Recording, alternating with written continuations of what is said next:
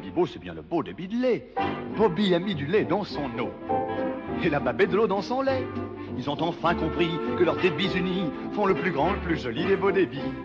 Et les badauds sont emballés par les bidons lait de Babé.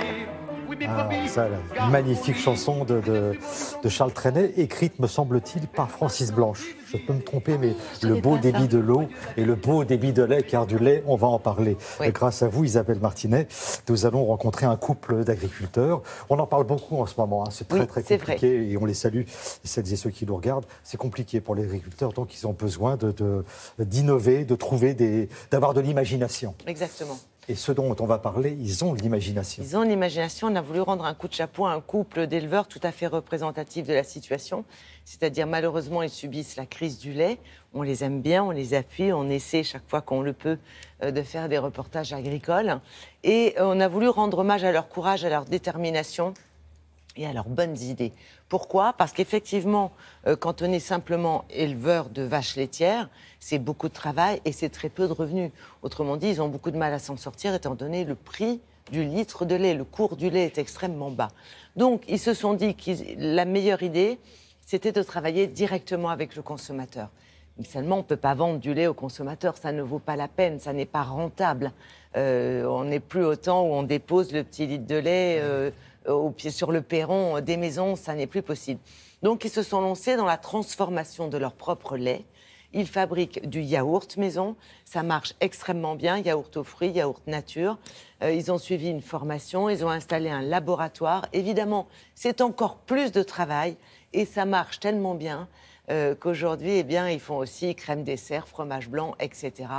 Et ils sont assez heureux, même si, je vous assure, c'est 15 heures par jour. Donc ça méritait vraiment un coup de caméra. Nous nous sommes rendus chez eux. Regardez.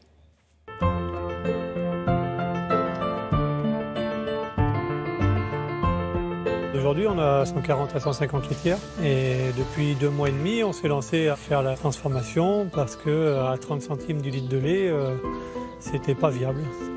Donc on a cherché à valoriser mieux notre lait. On travaille directement avec notre lait. Je prends le lait le matin à la traite, chaud, et on transforme aussitôt dans la matinée. On prend notre lait, on le fait pasteuriser, on met des ferments et après on rajoute soit de l'arôme naturel ou de la confiture artisanale qui est pris à moins de 10 km de la maison. Une fois qu'on a mis le ferment, on conditionne avec la machine, on les met en pot en fait, et après on les passe dans les tubes, qui est une grosse yaourtière qui monte à 44 degrés pendant plus de 4 heures. Et après on les remet en chambre froide. On a fait 2 jours de formation pour l'hygiène avec un formateur. Après il y a un formateur qui est venu à la maison pour nous former avec nos machines. Maintenant on est parti. Toutes les semaines, on transforme aux alentours de 800 litres de lait pour l'instant, qui correspond à peu près 5% de la production. Donc on en livre encore 95% à la laiterie. On a un laboratoire qui est quand même assez spacieux. On peut quand même produire jusqu'à au moins 2000 litres par semaine. Donc le but, c'est de monter au moins 2000 litres pour rentabiliser au mieux l'investissement. Tout ce qu'on produit est vendu, il n'y a pratiquement pas d'invendu. Même de semaine en semaine, on produit de plus en plus parce qu'en fait, les volumes montent. Ça marche, ma femme prend un salaire et on espère continuer comme ça. Il y avait déjà largement du travail sur la ferme pour nous et en plus la transformation, on fait des bonnes journées de 13-14 heures en moyenne.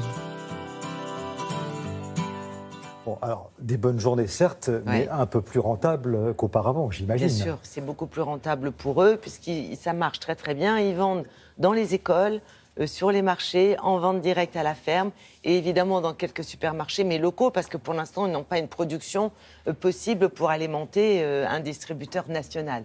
Mais c'est un bel exemple qu'on a voulu mettre en valeur, et pourquoi pas donner ce type d'idée à d'autres éleveurs dans le même type de situation difficile. Voilà, bravo à eux. Eh ben, on en reparlera un petit peu plus tard, Isabelle. Merci beaucoup.